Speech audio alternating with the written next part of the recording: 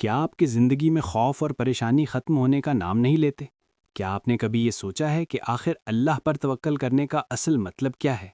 آج میں آپ کو ایک ایسی کہانی سنانے والا ہوں جو آپ کی زندگی بدل دے گی۔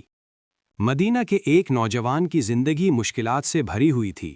کاروبار ختم ہو گیا، قرض بڑھ گیا، لوگ باتیں کرنے لگے۔ ایک دن وہ روتے ہوئے مسجد نبوی صلی اللہ علیہ وسلم میں آیا اور کہا، یا اللہ میں ہار گیا ہوں، اب کچھ نہیں بچا۔ اسی وقت ایک بزرگ نے اسے دیکھا اور کہا، بیٹا کیا تم جانتے ہو توکل کیا ہے؟ نوجوان نے کہا، اللہ پر بھروسہ۔ بزرگ مسکرائے اور کہا، توکل کا مطلب ہے اپنی کوشش پوری کرنا اور نتیجہ اللہ کے حوالے کرنا۔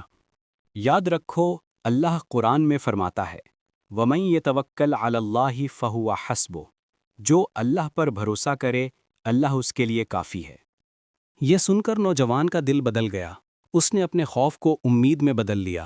اگلے دن وہ اٹھا، چھوٹا سا کام شروع کیا، محنت کی، دعا کی اور ہر وقت اللہ سے مدد مانگتا رہا۔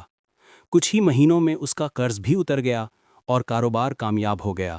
دوستو، اگر آپ بھی اپنی زندگی میں کسی خوف یا مسئلے سے گزر رہے ہیں تو اس ویڈیو کو آخر تک دیکھیں اور اسے دوسروں تک بھی پہنچائیں تاکہ ان کے دلوں میں بھی ہمت پیدا ہو۔